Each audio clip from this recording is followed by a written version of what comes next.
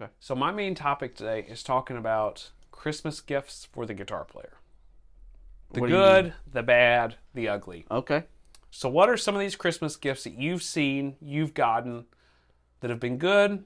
What are the ones you've gotten that are bad that people should maybe avoid? Maybe some people could watch this that are looking to buy Oh.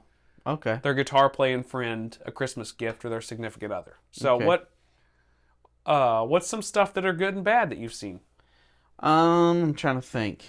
So, are you talking about to someone who doesn't know anything about guitars, or or somebody who has a rough idea about guitars? Just in general, kind of maybe a little bit of both. Maybe a little bit of Okay. both. Like a significant other of a guitar player, right? So if your wife was going to be buying you something for Christmas for your guitar, what's some of the stuff that she should probably be avoiding, or what's some of the stuff she should be looking for?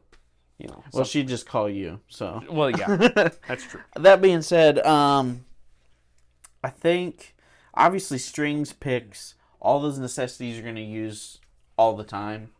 You can buy those. How frustrating is it when somebody buys you picks or strings though, and it's the wrong stuff? So picks, usually there's no wrong right now because I'm using every style of pick. Yeah.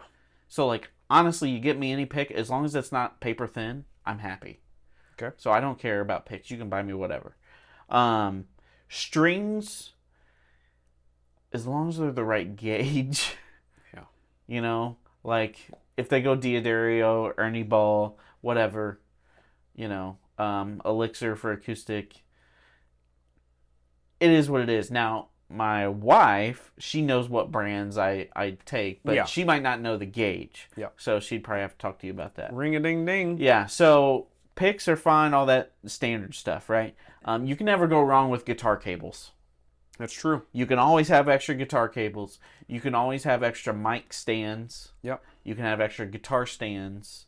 You can always have, let me think. For me, I'm a slide player. Extra slides. Yeah. I'm dropping them a lot. That's something too. You can kind of get any type, and that's okay because sometimes you're looking for something different, right? Right. So any of those like accessories, you can pretty much go with whatever for the most part. Besides strings are a little more particular, and some people are particular about picks. You just have to know what they kind of like. Yeah. I don't know. I would say for someone who doesn't know much about guitars, probably head that route. You can never go wrong with a tuner either. Yeah, that's true. Yeah, tuners always good, especially like clip-on tuners. You could always have another one laying around. Yeah. Capos are a little more specific sometimes. Sometimes. I think the everyday stuff's great. I think picks and strings and all that stuff is really good. If you don't know what strings they're using, maybe just try to sneak a look at them. Maybe ask them or somebody, that plays with them so they have an idea. Or get a gift card to that store. Some people get pretty particular with stands and things like that. Some of the gifts I've seen that are bad is sometimes the corny guitar posters, the corny guitar shirts, the corny guitar little... The amount of pick holder keychains Yeah. that I've gotten, even if they're personalized, it's really nice. It might have my name on it, and it's a big old keychain. I'm never going to use that. It's the thought that counts. We get that. However, there's some thoughts that are better than others. I mean, it'll be one of those things I'll keep in my music room, but I will never use it. Yeah. Sometimes the little knickknacks that end up in your music room or around with your gear. That's kind of annoying. Like a figurine of Gene Simmons. Yeah. I don't need that. Stay away from those pick cutout things that look like staplers. We talked about it in the last episode, I think. Funny enough. Those things are horrible. Terrible. Nobody's going to use their credit cards or credit cards that come in the mail. Yeah. Cut out picks. No one wants to buy Look, you can make your own picks. That way you don't have to buy them. No. Oh, that's not how that works. Not a good choice. What about any other things that are just cringy? Is there anything else you can think of that's cringy? Oh, I'm sure there's lots of just like you said, guitar shirts or random signs that it's rock and roll and it's got a guitar on it and that's pretty much all it says. Just because it has a guitar on it doesn't mean it's cool. Yeah. You know what I mean? Yeah. Like rugs. Yeah. Yeah. Just because it has a guitar on it and you're a guitar player doesn't mean you necessarily want it. Right. I would much rather have a spare cable, a spare whatever laying around. What about that person that wants to buy you something bigger? What if they want to buy you a guitar? What if they want to buy you an amp? What if they want to buy you a pedal? And maybe they don't know exactly what to get you. What do they do?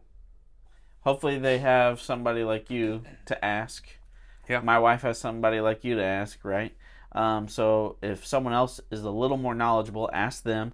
That doesn't guarantee it's going to be something right. Nope. Like that person could just kind of choose what they want and not what your significant other likes or your partner, whatever. So that's hard to do. When it's a big purchase, that is hard to do. You're best off going from the things that you know they have said. Like, man, this is one of those things I'd really love to have, but I'm not spending the money right now. Or, obviously there's going to be dream equipment. Probably not, best case scenario for every Christmas, but right. That's kind of what we're talking about. Is like a big purchase, a special time. Now I will say I have a running list on my phone of stuff I would like to purchase. Yeah. So I have a list of all the things I have purchased, and in that same list there's some that I haven't. So my wife does know, and I don't have my phone on me all the time. Yeah, she could snoop. She can snoop and look and kind of go from there. So that's helpful. So if you have someone like that, that she can, or they can actually check kind of a phone setting or anything like that, or some notes, that's really helpful, but you might not have that. I'll tell you another thing too, is if you're going to be buying a big guitar, big purchase, let's say that he wanted a 59 reissue Les Paul. That's hard to buy. Yep. And it's very player specific, and I honestly wouldn't make that purchase without them. I would either not make it, or I would go to a very trusted retailer. I would call Wildwood. Oh, yeah. I would call somebody, call one of these manufacturers, call Gruen's, call Carter's, call somebody that is really, really on top of that stuff and known for great customer service. Yeah. And tell them, hey, I'm wanting to buy this guitar as a gift.